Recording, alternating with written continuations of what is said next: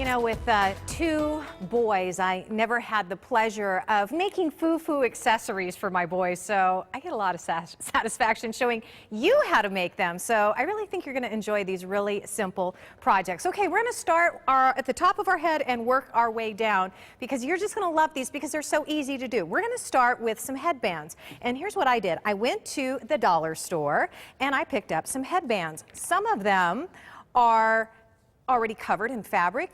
Some of them aren't. They're little plastic pieces, which is fine. But what I did is I went back in and covered whatever I didn't like with ribbon. And here's the fun part. You can choose any kind of ribbon you want. All I did was just kind of anchor it down at the end, and then you just start wrapping all the way around. And I'm going to give you a little tip here. Thinner ribbon, not thinner. Ribbon that's not as wide works a heck of a lot better because when it's too wide, it starts gapping and making all these little, weird little folds and everything. So you just keep wrapping all the way around until you finish wrapping and you get something like this, okay? So this right here is, I wrapped this one in ribbon, but this is what it ended up looking like when I was all finished. And I'm going to tell you guys, it's the flowers that's going to make your project. And you know what? So what? You spend $1 on a headband? Spend $2 on the flower, okay? It'll look so much better, and I just love these flowers. And you don't have to do like regular shapes. You can do little quirky shapes like this as well, and then put a really fun quirky flower on it, and it's so adorable, and it costs you like pennies on the dollar. Okay, these I found. Can you tell I love the dollar store? I went to the dollar store. These, yeah, $1. Hello, love them. Okay, so here's what I did. Picked up a whole bunch of different ones, and they had them all animal print for some reason, and all I did was glue some flowers to the center. Now, again, a nicer flower, you spent $1 on this, you might have leftover nice flowers, but here's what you want to do. Look at how cute this is. Oh my gosh, it goes with my outfit. Love it. When you take... Jim's cracking up at me, our photographer. Really? Seriously, did you just go there? Yes, I did.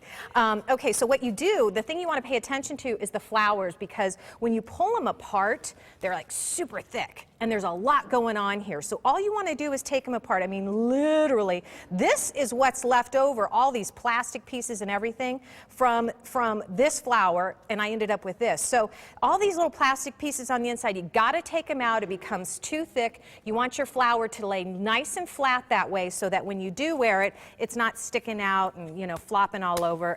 But you know what? For a buck, you can't go wrong. Oh, I forgot one more hair clip. This is super cute.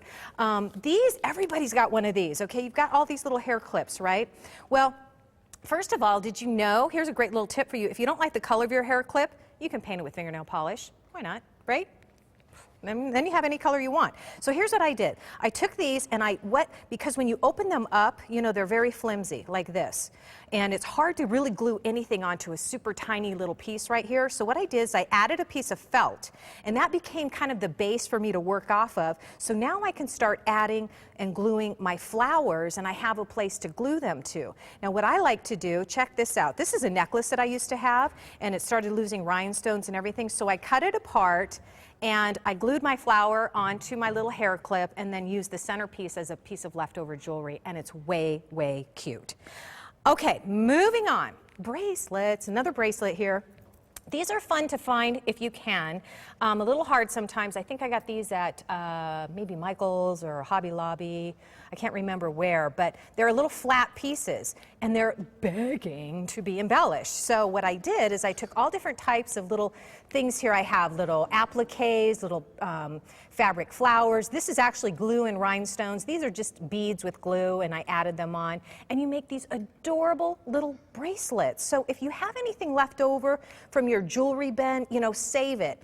And then you just glue them on. You cut the backs off because you have to cut that little thing off right there to make it go nice and flat, and then you just glue them all on and you end up with a super cute bracelet. And you can even use big pieces like this if you want to on this bracelet here. I forgot to show you that too because I think that's really cute. I think I'm going to make that one for myself later. Okay, so Susan, come here. I want to show you something real quick. This is really fun because look at these pendants right here, Jim. If you could zoom in on those. Now these mean a lot to me because some of these pieces in here, like this little charm that says "Go for it" is a necklace I used to have when I was like a teenager or something like that. But anyway, here's how these work. You can buy these little pendant trays at the store, right? And then what I did is I took a pretty piece of paper and I'm going to make that my background, and then you just start adding all of your favorite little tiny trinkets that you might have saved. And I put some wording in this one, like this one says "Inspire."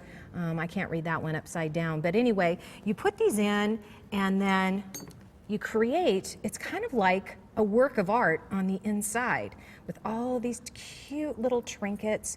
They don't have to necessarily fit. They can even, you know, overflow on the side like I did this one right here.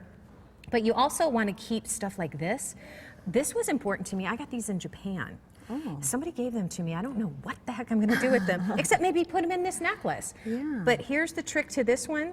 You actually fill it with this right here. I was going to ask you. Diamond glaze.